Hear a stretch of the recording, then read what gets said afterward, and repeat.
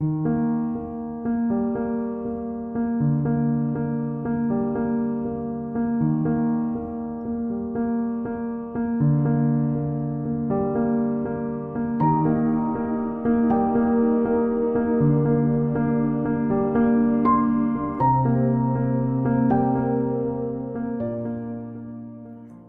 મિત્રો, આજના આપણા લેક્ચર 2માં આપણે લેક્ચર 1માં જે કંઈ શીખ્યા એ જોઈ લઈએ, પછી આગળ વધીએ. એક વૈજ્ઞાનિક કે જે કીડીઓ પર અભ્યાસ કરી રહ્યો હતો, એ વૈજ્ઞાનિક દ્વારા કીડીઓનું નીચે પ્રમાણેનું વર્તન ધ્યાનમાં લેવામાં આવ્યું. સંખ્યાબંધ કીડીઓ એક ખાડામાં નીચે હતી કે જ્યાં તેઓએ અમુક માખીઓ અને બીજા જીવજંતુઓને ખોરાક માટે મારી નાખ્યા હતા.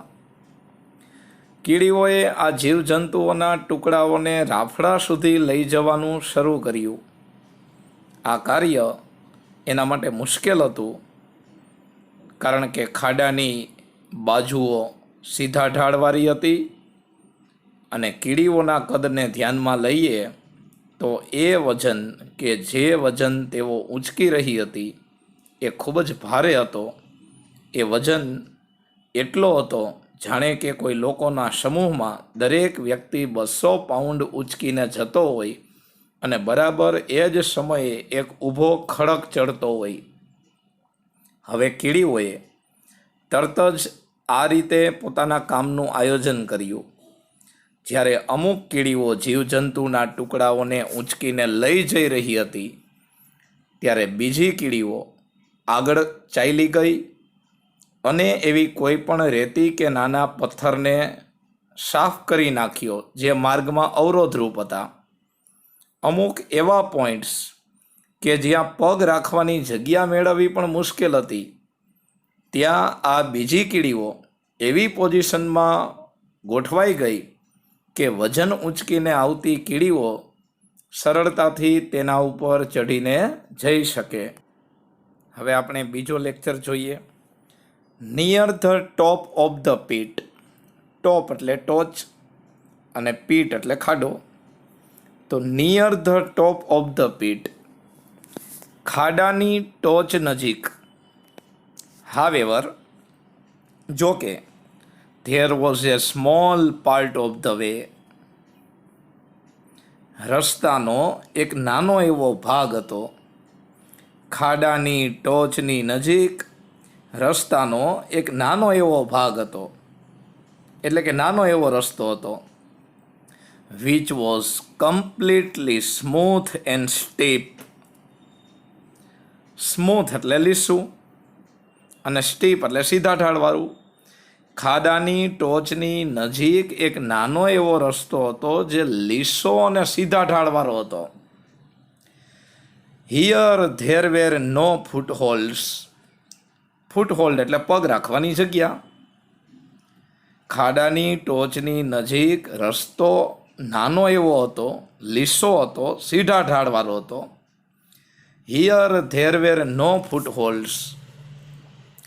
અહીંયા પગ રાખવાની જગ્યા પણ હતી નહીં. એન્ડ્સ કેમ અપ ટુ ધીસ પોઈન્ટ્સ. કીડીઓ આ પોઈન્ટ સુધી આવી. અપ ટુ એટલે સુધી. કીડીઓ આ પોઈન્ટ સુધી આવી. And there progress stopped.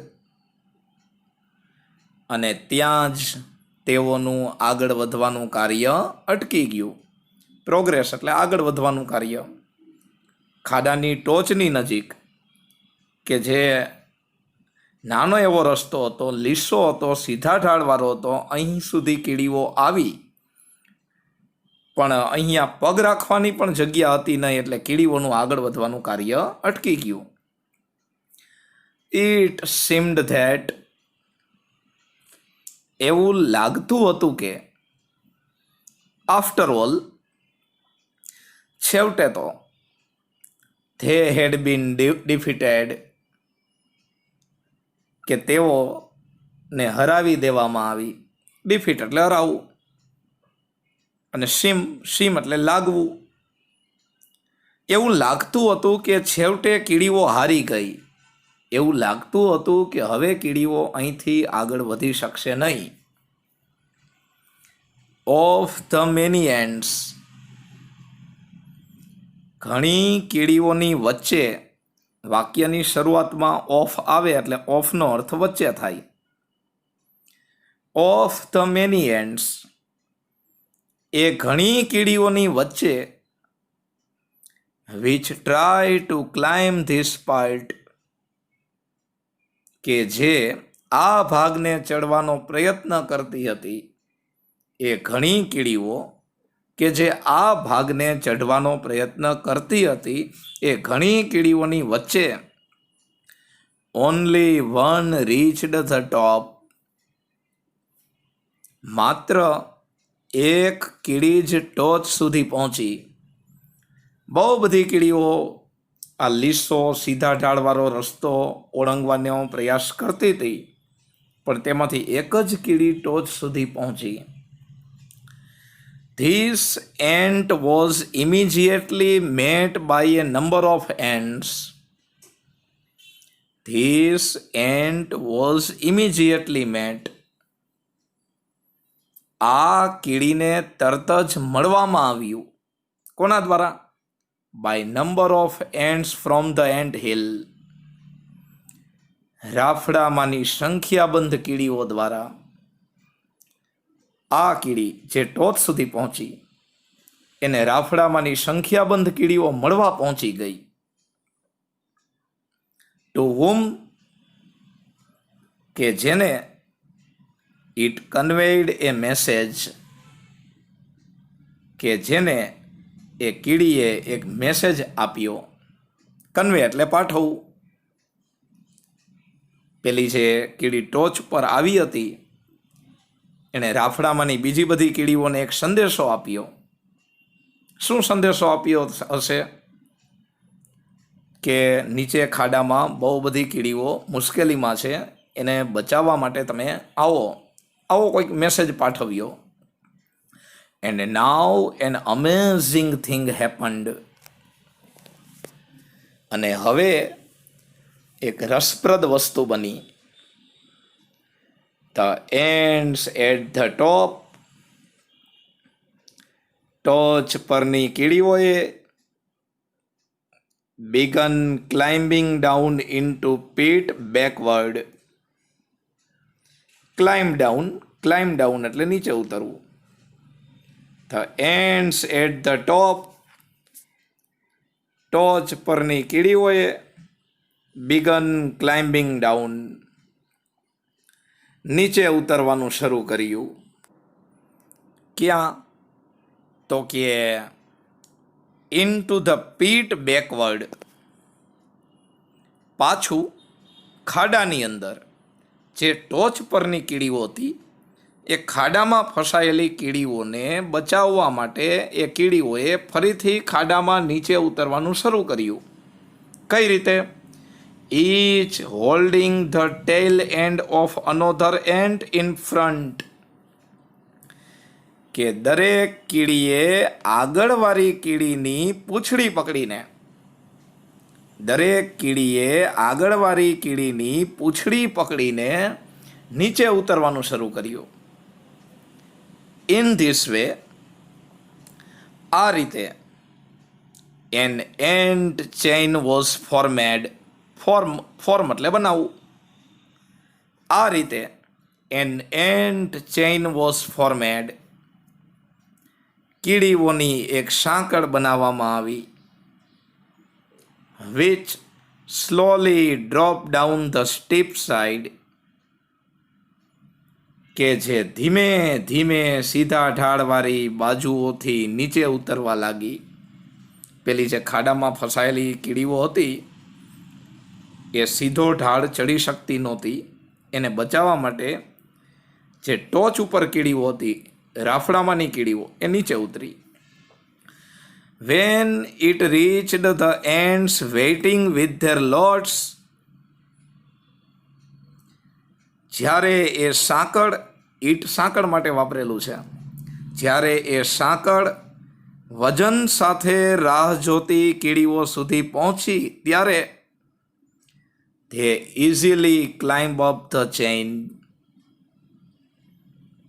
એ ફસાયેલી કીડીઓ સાંકળ ઉપર સરળતાથી ચઢી ગઈ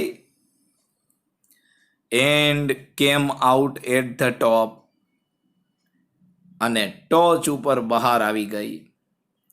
જ્યારે પેલી સાંકળ વજન ઉંચકીને રાહ જોતી જે ફસાયેલી કીડીઓ સુધી પહોંચી ત્યારે ફસાયેલી કીડીઓ આ સાંકળ ઉપર ચડી ગઈ અને ટોચ ઉપર બહાર આવી ગઈ.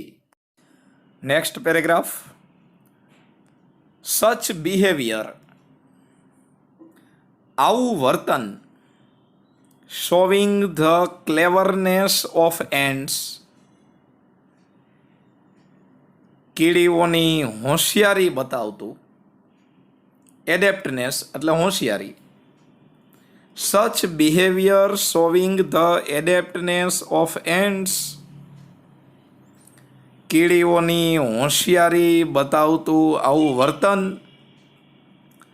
has been noticed and studied by many, એ ઘણા દ્વારા ધ્યાનમાં લેવામાં આવ્યું છે અને ઘણા દ્વારા તેનો અભ્યાસ કરવામાં આવ્યો છે. કીડીઓની હોશિયારી બતાવતું આવું વર્તન એ ઘણા વ્યક્તિઓએ ધ્યાનમાં લીધું છે અને ઘણાએ તેનો અભ્યાસ પણ કર્યો છે. Now, science has discovered something about ant life. Discover એટલે શોધવું. Now science has discovered something about ant life. હવે વિજ્ઞાને પણ કીડીઓના જીવન વિશે અમુક વસ્તુઓની શોધ કરી છે. Which show that, કે જે એવું બતાવતી હોય એવું લાગે છે કે સીમ એટલે લાગવું. હવે સાયન્સે પણ કીડીઓના જીવન વિશે અમુક વસ્તુઓ શોધી કાઢી છે જે એવું બતાવે છે કે intelligence of this tiny creatures, tiny એટલે નાનું, કે આ નાના નાના સજીવોની બુદ્ધિ is very close to human intelligence, એ માણસની બુદ્ધિની ખૂબ જ નજીક હોય છે. ક્લોઝ એટલે નજીક. હવે સાયન્સે પણ કીડીઓના જીવન વિશે અમુક વસ્તુઓ શોધી કાઢી છે જે એવું બતાવે છે કે આ નાના નાના સજીવોની બુદ્ધિ માણસની બુદ્ધિની ખૂબ જ નજીક હોય છે. Not all scientists concede to this view. Concede એટલે સહમત થવું, એગ્રી થવું. Not all scientists concede to this view. બધા વૈજ્ઞાનિકો આ વિચાર સાથે સહમત નથી. બધા વૈજ્ઞાનિકો આ વિચાર સાથે સહમત નથી કે કીડીઓની બુદ્ધિ માણસની બુદ્ધિની નજીક હોય. બધા વૈજ્ઞાનિકો એવું નથી માનતા.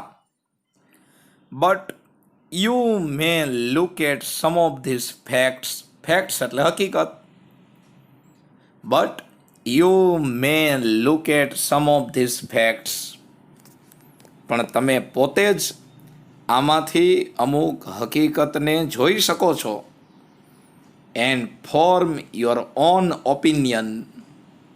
ઓપિનિયન એટલે અભિપ્રાય, પણ તમે આમાંથી અમુક હકીકતને જોઈ શકો છો. And form your own opinion, અને તમારો પોતાનો અભિપ્રાય આપી શકો છો. તમે પોતે કીડીઓનું નિરીક્ષણ કરીને જોઈ શકો કે કીડીઓની બુદ્ધિ માણસની બુદ્ધિની ખૂબ જ નજીક હોય છે. મિત્રો, હવે નેક્સ્ટ લેક્ચરમાં આપણે વિવિધ પ્રકારની કીડીઓ વિશે જોશું. જરૂર પડે તો વિડીયો 2 વખત જોવો, પણ પાઠ ધીરે ધીરે સમજવાનો પ્રયત્ન કરવો. Thank you.